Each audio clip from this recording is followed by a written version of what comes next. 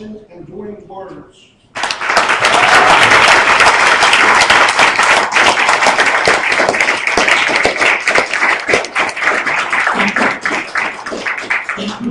And so, my fellow Americans, ask not what your country can do for you.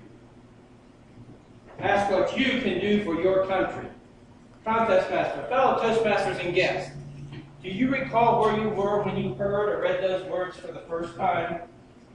Those words spoken by President Kennedy in his 1961 inaugural address to our nation inspired the generation of his day and have continued to inspire generations through today. They truly are enduring words that have built on the foundation of our nation. I have a dream that one day my 4 little children will live in a nation where they are not judged by the color of their skin, but by the content of their character. I was only 5 years old when Dr. Kennedy shared those words in his famous I Had a Dream speech. And I knew there was something really big going on in our country. And I couldn't understand why people would hurt and mistreat other people simply because the pigment in their skin was a different color.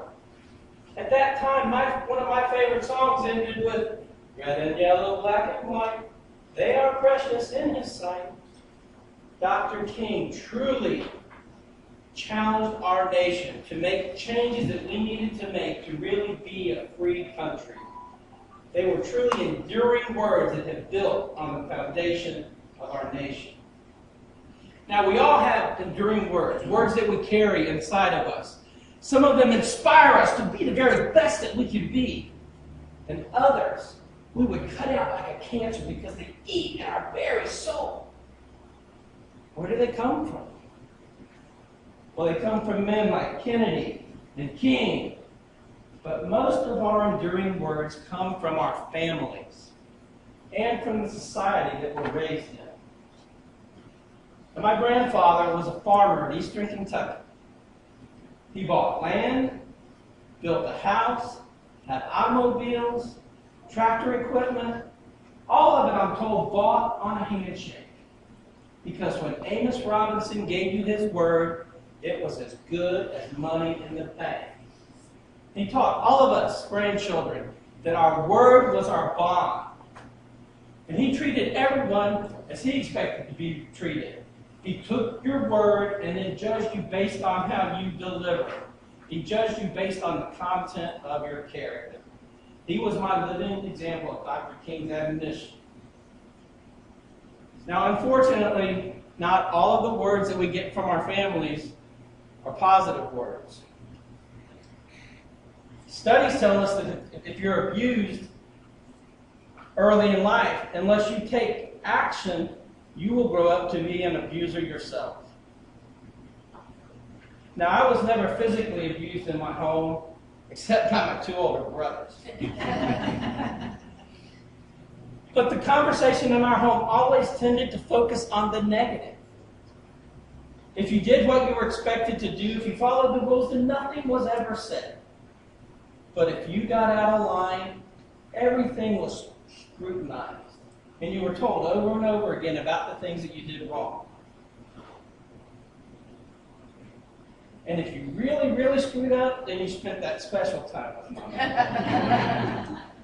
But it took me years and some time in a Christ-centered 12-step recovery program to really understand why I was doing what I promised myself as a child I never would. I was focusing on the negative with my wife, with my children. But I was able to break that chain of negativity.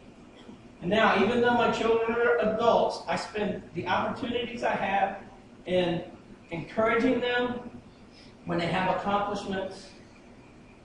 But also, when they make a mistake, we talk through it and we try to help them understand how they can set this up for possibly a future success. The words you share with your family truly are enduring words that build on the foundations of their lives.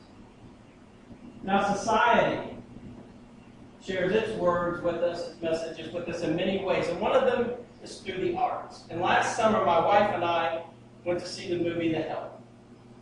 It's about African American maids working in white households in Jackson, Mississippi in the early 1960s. Probably can guess who picked the movie up. But you know what? I'm glad she did. There was a scene in that movie where Abilene the maid is in the little girl's room. And she scooped her up and she's got her in the rocking chair and they're sitting there and she's rocking the little girl. And they're just eye to eye. And Abilene's rocking her and she's telling her, you was kind, you was smart, you was important. She was building a foundation in that little girl's life. And you could tell this wasn't the first time they had sat in that rocking chair. Now many of us will never reach the stature of King or Kennedy and speak to our nation. Some of us, though, are hoping to make it to Toastmasters international stage. But make no doubt, your words do matter. The words that you use with the people in your circles of influence build on the foundations of their lives. So my challenge for you today is to consider your words and make sure that the foundations you are building are healthy and strong for your family, for your community, and yes, even for our nation. Mr. Contest.